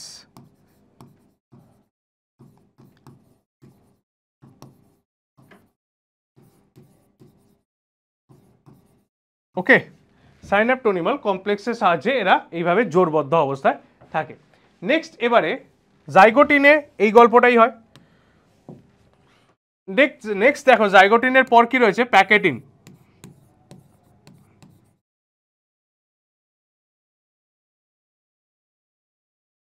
জাইগোটিনের পর কি রয়েছে? প্যাকেটিন। এবং এবারে প্যাকেটিন দশায় কি হয়? প্যাকেটিন দশায় একটুখানি বড় করতে হবে ক্রোমোজোমটাকে, দেখে নাও। এই হচ্ছে আমার কাছে একটা ক্রোমোজোম, আর এই হচ্ছে আমার কাছে আর একটা হোমোলোগাস ক্রোমোজোম। ক্লিয়ার? এবার প্যাকেটিং দশায় এই ক্রোমোজোম দুটোর মধ্যে এরকমভাবে রিকম্বিনেশন আমরা দেখতে পাই। ক্লিয়ার? মাঝখানে এখানে সাইন্যাপটোনিমাল কমপ্লেক্স দিয়ে যুক্ত হয়েছে। আর এই যে জিনিসটা এখানে দেখতে পাচ্ছ, যে নিজেদের মধ্যে একটা জোড় তৈরি করেছে এরকম, একে বলে রিকম্বিনেশন। তাহলে প্যাকেটিং উপদশায় এটাকে আমরা কি বলি? রিকম্বিনেশন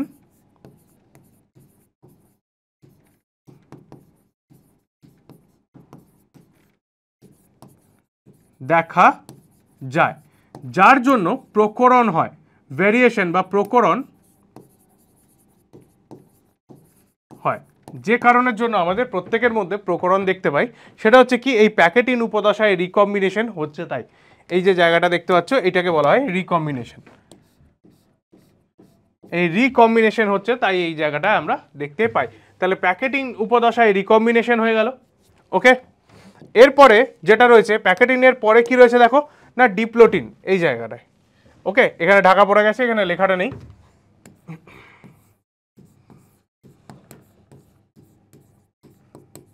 ডিপ্লোটিন, ডিপ্লোটিন উপদশায় কি হবে না, ডিপ্লোটিন উপদশায় এই যে মাঝখানে সাইন্যাপটোনিমাল কমপ্লেক্স যেটাকে দেখিয়েছিলাম সে ধীরে ধীরে নষ্ট হয়ে যায়। সাইন্যাপটোনিমাল কমপ্লেক্সটা নষ্ট হয়ে গেলে এইখানের আর এইখানের যে অংশটা, তাদের দুজনের মধ্যে ক্রসিং ওভারটাকে আমরা খুব ভালো করে এবার দেখতে পাবো। তাহলে এইখানে এরকম রাখবো, আর একে ধরে নাও এরকমভাবে রাখলাম, এরকম ছিল আমাদের, তাই তো? তাহলে এই যে অংশটা এবার আমাদের কাছে দৃশ্যমান হচ্ছে, দৃশ্যমান হচ্ছে। তাহলে দৃশ্যমান হওয়া মানে যে অংশটার কথা বলছি সেখানে একটা এরকম আর একটা এরকম একটা এক্স এর মতো আকৃতি তৈরি করেছে, তাই তো? এই এক্স এর মতো যে গঠনটা রয়েছে, এই এক্স এর গঠনটাকেই আমরা কি বলি, কায়াজমা। এই যে এক্স আকৃতির যে জিনিসটা তৈরি করেছে একেই আমরা বলে থাকি হচ্ছে, এরকম এখানে লেখা রয়েছে কায়াজমা।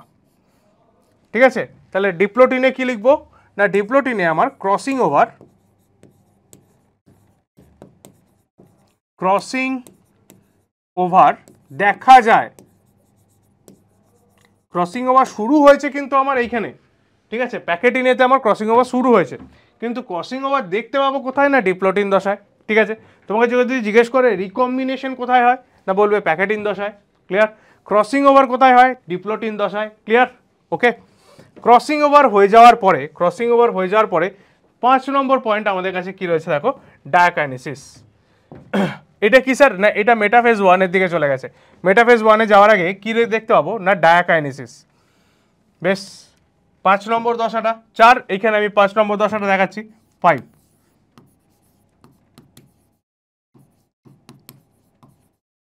ডায়াকাইনেসিসের দশাতে আমি কি দেখতে পাবো, যে এই যে হোমোলোগাস জোড়, সেই হোমোলোগাস জোড় একজন আরেকজনের থেকে সরে যায়, এরকমভাবে ছেড়ে বেরিয়ে যায়। তাহলে এই ছেড়ে বেরিয়ে যাওয়ার যে ঘটনাটা তাকে বলা হয় কি না, একে বলা হয় টার্মিনালাইজেশনস। এরকম ছিল, একটুখানি ছোট করে নিই, এরকম। ওকে, আর এ ছিল হচ্ছে এরকম।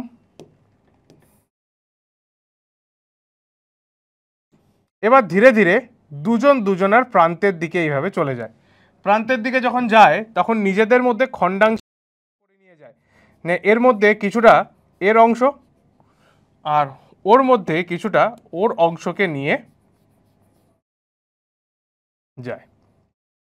তাহলে এই যে জিনিসটাকে দেখতে পাচ্ছি একে বলে টার্মিনালাইজেশন।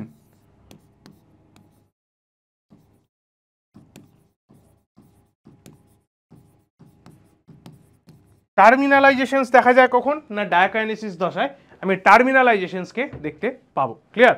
ডায়াকাইনেসিস দশায় আমি টার্মিনালাইজেশনসকে দেখতে পাবো। এবার ডায়াকাইনেসিস দশার মধ্যেই দেখো সেন্ট্রোজোম দুটো মেরুর দিকে চলন শুরু করছে। তাহলে 2 নম্বর পয়েন্টে কি লিখবো, সেন্ট্রোজোমের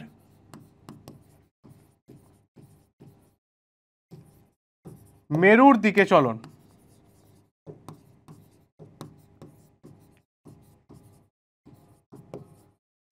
ওকে, সেন্ট্রোজোম যখন মেরুর দিকে চলন সম্পন্ন করবে তখন দেখো এর মধ্যে আর নিউক্লিয় পর্দা এই যেটা ছিল সে নিউক্লিয় পর্দাটা অবলুপ্ত হচ্ছে, আর মেটাফেজ 1 আমার স্টার্ট হচ্ছে।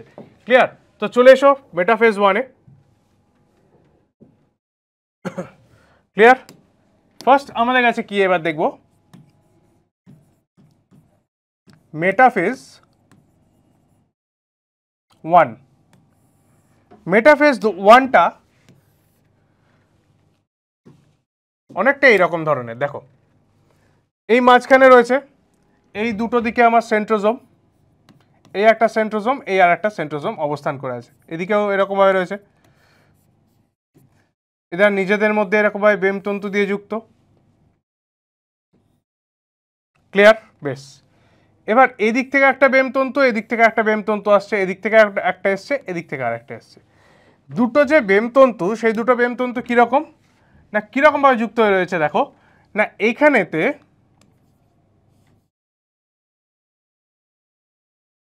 একটা, এদিকে আর একটা, আর এর উপরেতে অরেঞ্জ অরেঞ্জ, মানে হোমোলোগাস পেয়ারের কাইনেটোকোর অঞ্চলে এরা যুক্ত হয়েছে। মানে দুটোতেই আমার হোমোলোগাস পেয়ার, এটা একটা হোমোলোগাস পেয়ার, এটা একটা হোমোলোগাস পেয়ার। সেই হোমোলোগাস পেয়ারের মধ্যে একটা দিকের কাইনেটোকোরের সাথে এরা যুক্ত হয়েছে। ক্লিয়ার? যার ফলে এরা কি করেছে না দুটো মেটাফেজিক প্লেট তৈরি করেছে। এই একটা উপরে একটা, এই একটা মেটাফেজিক প্লেট, আবার নিচে আর একটা দেখো মেটাফেজিক প্লেট তৈরি হয়েছে। তাহলে কি লিখবো? দুটি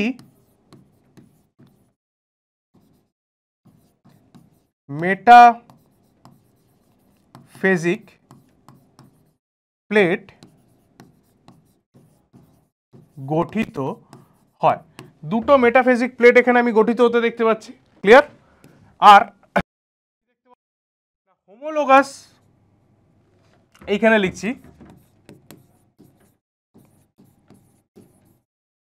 ক্রোমোজোম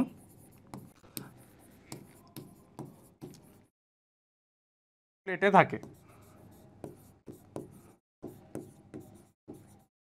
মেটাফেজিক প্লেট এর দেখা যায়। ওকে, বেশ। তাহলে এটা গেল মেটাফেজ ওয়ান। মেটাফেজ ওয়ানের পর আমরা দেখতে পাই যেটা, সেটা হচ্ছে anaphase one. Anaphase one, anaphase ওয়ানে কি হয় না, অ্যানাফেজ ওয়ানে ঠিক মেটাফেজ ওয়ানের মতন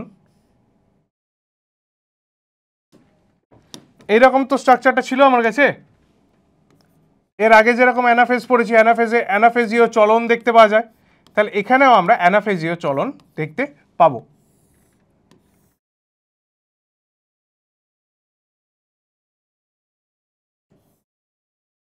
কিন্তু চলনটা কার দেখতে পাবো না, একটা দিকে, আচ্ছা এই দিকটায় রয়েছে গ্রিন, তাই তো? পুরো হোমোলোগাস পেয়ারের মধ্যে একটা সেটকে এদিকে নিয়ে আসা হয়,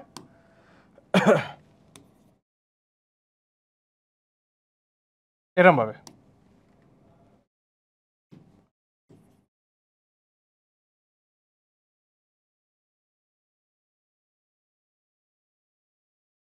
মানে হোমোলোগাস ক্রোমোজোমের সেপারেশন আমি এখানে দেখতে পাই অ্যানাফেজ ওয়ানে। কি পয়েন্ট লিখবো তাহলে? হোমোলোগাস ক্রোমোজোমের পৃথকীভবন হয়।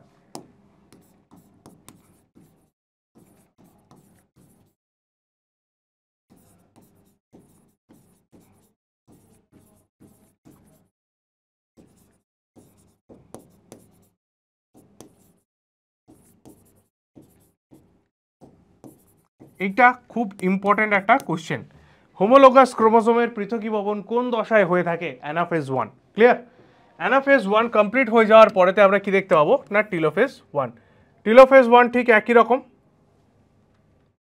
টিলোফেজ ওয়ান ঠিক একই রকম, ঠিক টিলোফেজের মধ্যে যেরকম দেখতে পেয়েছিলাম এর আগে। এদিকে একটা নিউক্লিয়াস, এদিকে আর একটা নিউক্লিয়াস, দুটো নিউক্লিয়াসের মধ্যে এখন ক্রোমোজোম কে কে দেখতে পাবো না, এদিকে একটা ক্রোমোজোম রয়েছে এরকম, এদিকে আর একটা। ও হ্যাঁ, একটা জিনিস বলে নি, এখানে যখন খণ্ডাংশের বিনিময় হবে প্রত্যেকটার মধ্যে এই অরেঞ্জের মধ্যে কিছু গ্রিন থাকবে, গ্রিনের মধ্যে কিছু অরেঞ্জ থাকবে। ক্লিয়ার? মানে রিকম্বিনেন্ট ক্রোমোজোমের ট্রান্সফার হচ্ছে। এটা হচ্ছে আমার কাছে টিলোফেজ ওয়ান। টিলোফেজ ওয়ান, টিলোফেজ ওয়ানের প্রতিটা নিউক্লিয়াসে 23টা মানে হ্যাপ্লয়েড সংখ্যক ক্রোমোজোমকে আমরা দেখতে পাই, এন নাম্বার অফ ক্রোমোজোমকে আমরা দেখতে পাই। ঠিক আছে? যেখানে আমার 2n ছিল সেখান থেকে আমার n নাম্বার অফ ক্রোমোজোমকে আমরা দেখতে পাই। দেখো মেটাফেজ হয়ে গেল, অ্যানাফেজ হয়ে গেল, টিলোফেজ হয়ে গেল। এরপরে আমাদের ইন্টারকাইনেসিস। ইন্টারকাইনেসিস আর কিছুই না, এই যে টিলোফেজ ওয়ান যখন চলছে সেই সময়তে এই মাঝখানে আর এই দিক থেকে কোষ পর্দাটা এরকম ভেতরের দিকে প্রবেশ করে। তাহলে এটাই হচ্ছে আমার কাছে ইন্টারকাইনেসিস, মানে কোষ বিভাজনের দুটো সাইটোপ্লাজমের বিভাজনটা চলছে এখানে। তাহলে এটা হয়ে গেল আমার কাছে ইন্টারকাইনেসিসও। ক্লিয়ার?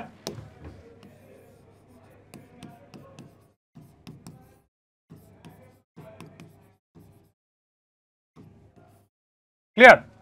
তাহলে এই হচ্ছে আমার জাস্ট মেটাফেজ 1, অ্যানাফেজ 1, টিলোফেজ 1 ইন্টারকাইনেসিস। আর এর আগে তো আমরা প্রোফেজ 1 এর সব দশাগুলো, আচ্ছা দেখে নাও এইখানে প্রোফেজ 1টা তোমাদেরকে আরেকবার একটু বুঝিয়ে নিই। প্রোফেজ 1টা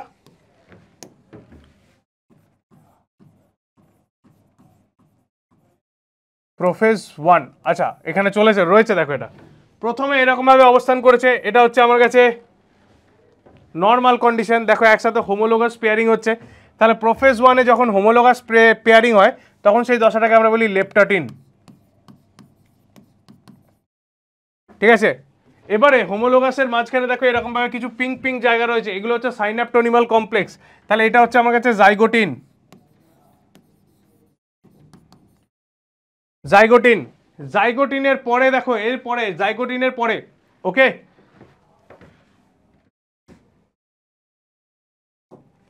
এই পার্টটা রয়েছে ক্রসিং ওভার, সিস্টার ক্রোমাটিডের সাথে ক্রসিং ওভার দেখতে পাচ্ছি, দেখো সিস্টার ক্রোমাটিড দুটো তার সাথে সাথে এখানে ক্রসিং ওভার করছে, ঠিক আছে।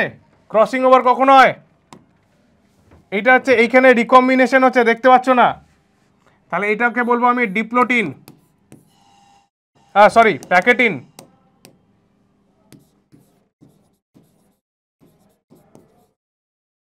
ক্রসিং ওভার যেখানে হচ্ছে সেটা আমার কাছে ডিপ্লোটিন। আর আচ্ছা চলতা হু দোয়া মে ইয়াদ রাখনা, দুজন দুজনের দিক থেকে আলাদা হয়ে যাচ্ছে, সেটা হচ্ছে আমার কাছে ডায়াকাইনেসিস, এটা আমার কাছে ডায়াকাইনেসিস।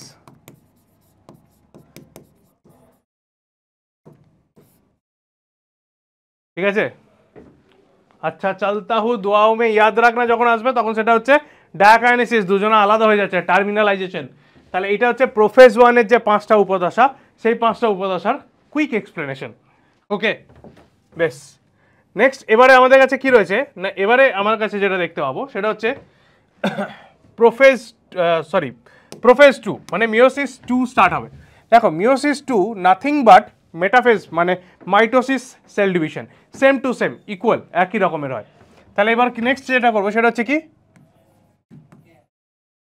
মিওসিস 2। তাহলে মিওসিস 2-তে আমি এখানে একটা সেলকে নিয়ে এখানে এক্সপ্লেন করব তোমাদের কাছে, ওকে। দেখো এটা হচ্ছে আমার কাছে সেল, সেলের ভেতরে এটা আমার কাছে এটা আমার কাছে নিউক্লিয়াস।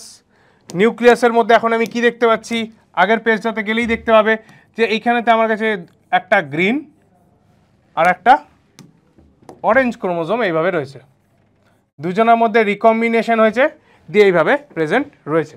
তাহলে এই কন্ডিশনের মধ্যে যখন দেখতে পাচ্ছি ধীরে ধীরে ধীরে ধীরে এখানে কি দেখতে পাবো না,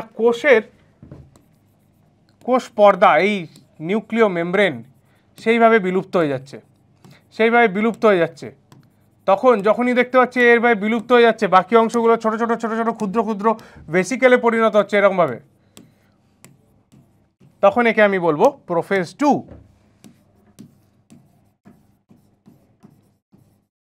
প্রোফেজ 2, ঠিক আছে। প্রোফেজ 2-তে কি হলো না, আবার পুনরায় নিউক্লিয় পর্দা বিলুপ্তি হচ্ছে, পুনরায় বাকি যে অঙ্গাণুগুলো ছিল সেগুলো ভেসিকেলে পরিণত হচ্ছে। নেক্সট প্রোফেজ 2-এর পরে কি দেখা যাবে,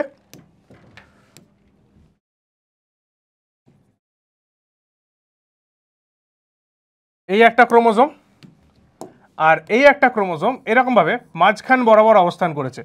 এখন মেটাফেজিক প্লেটটা চেঞ্জ হয়ে এদিকে হয়ে গেছে, এদিকে যদি মেটাফেজিক প্লেট হয়ে যায় সেন্ট্রোমিয়ার দুটো কোন দিকে থাকবে, সেন্ট্রোমিয়ার দুটো এদিকে একটা রয়েছে আর একটা এদিকে রয়েছে। এরা কি করবে, নিজেদের মধ্যে বেম তন্তু তৈরি করবে,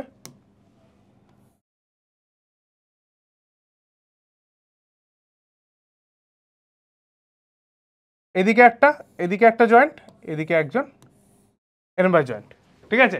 মাঝখানে একটা মেটাফিজিক প্লেট দেখো আমি এখানে দেখতে পাচ্ছি, ক্লিয়ার। তাহলে এটা হয়ে যাচ্ছে কি আমার কাছে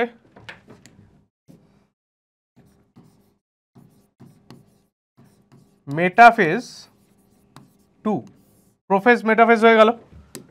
নেক্সট এবারে 3 নম্বর পয়েন্টে চলে এসো। 3 নম্বর পয়েন্টে কি দেখতে পাবো, ক্রোমোজোমগুলোর মেরুবর্তী চলন যা হয় অ্যানাফেজ। অ্যানাফেজের মধ্যে সিস্টার ক্রোমাটিড সেপারেশন দেখতে পাওয়া যায় অ্যানাফেজ 2-তে। ওখানে হোমোলোগাস পেয়ারের সেপারেশন হলো, এখানে যেটা দেখতে পাওয়া যায় সেটার নাম হচ্ছে সিস্টার ক্রোমাটিডের সেপারেশন। কীরকম ব্যাপারটা, যে এদিকে একটা গ্রিন আর এদিকে আর একটা গ্রিন এরকম যাচ্ছে, আর এদিকে এইরকম ধরনের একটা স্ট্রাকচার, যেটা মেটাফেজের ক্ষেত্রে দেখতে পেয়েছিলাম। এটার নাম হচ্ছে অ্যানাফেজ 2। এইখানে আবার ওই হ্যাশট্যাগ দিয়ে মনে রাখবে, সিস্টার ক্রোমাটিড এর পৃথকীভবন বা পৃথক হওয়া। সিস্টার ক্রোমাটিড পৃথক কোথায় হয় না অ্যানাফেজ 2-তে। ক্লিয়ার? ওকে, মনে থাকবে। অ্যানাফেজ 2 এর পরে আবার কি আসছে না টেলোফেজ 2। টেলোফেজ 2-তে দুটো আলাদা আলাদা নিউক্লিয়াস, আবার এদিকে একটা আর এদিকে আর একটা, দুটো আলাদা নিউক্লিয়াসের মধ্যে এখন কি দেখতে পাবো, একটা দিকেতে কে রয়েছে, এ রয়েছে, সিস্টার ক্রোমাটিড সেপারেট হয়ে গেছে, এরকম ধরনের গঠনকে দেখতে পাওয়া যায়। তাহলে এটাকে কি লিখবো, টেলোফেজ। টেলোফেজ 2। ক্লিয়ার? দেখো মিওসিস 2-তে এই পরপর ক্যারিওকাইনেসিসের 4টে ফেজ দেখতে পাওয়া যাচ্ছে, আর তারপরে এর সাথেই কি দেখতে পাবো, এইখানে যদি আমার সাইটোকাইনেসিসও আমি স্টার্ট করি, ও আচ্ছা ইয়েলো দিয়ে এরমভাবে, তাহলে এরমভাবে আরও দুটো কোষে বিভাজিত হচ্ছে। মানে এরকম একটা লাইনকে দেখালাম, এরকম তুমি আর একটা লাইনকে নিচে ভাবো, কারণ এখানে আমার তৈরি হয়েছিল কতগুলো এরকম না দুটো তৈরি হয়েছিল, আমি একটাকে নিয়ে দেখো এখানে এক্সপ্লেন করেছি, একটাকে নিয়ে আমি এখানে এক্সপ্লেন করেছি, তাহলে আর একটা লাইনকে তুমি নিচে ভাবতে পারো। তাহলে টোটাল কতগুলো, একটা থেকে দুটো, আবার নিচেরটা থেকে দুটো, 4টে তৈরি হচ্ছে। টোটাল একটা কোষ থেকে 4টে কোষে পরিণত হয়ে গেল আমার এখানে। ক্লিয়ার? বেশ, দেখে নাও। তাহলে এটা হচ্ছে মিওসিস 1, ওকে, এটা হচ্ছে মিওসিস 2। ক্লিয়ার? মিওসিস 2 গ্যামেট তৈরির জন্য দরকার পড়ে। এখানে যখন এই যে বিভাজনটা হচ্ছে, এখানে এটা হ্যাপ্লয়েড ছিল, সেই হ্যাপ্লয়েডটা থেকে এখানে যে ক্রোমোজোমটা রয়েছে সেটাও দেখো হ্যাপ্লয়েডই রয়েছে, মানে এটা আমার সমবিভাজন আমি দেখতে পাচ্ছি, মানে মাইটোসিসের মতন। ক্লিয়ার? বেশ, ডান, কমপ্লিট। ইয়েস, কমপ্লিট, পুরো পার্ট আমার কাছে কমপ্লিট। বেশ, চলো, তাহলে এই ছিল হচ্ছে সেল ডিভিশন, সেল সাইকেলের পুরো পার্টটা। নেক্সট এরপরে আবার দেখা হচ্ছে আমাদের, পরীক্ষা খুব ভালো করে দেবে। এই যে পার্টগুলো প্রত্যেকটা পার্ট ক্লিয়ার হয়ে গেল, এবারে যেগুলো যেগুলো রয়েছে সেগুলো নিয়ে আমরা আবার নেক্সট ক্লাসে আসছি তোমাদের সাথে।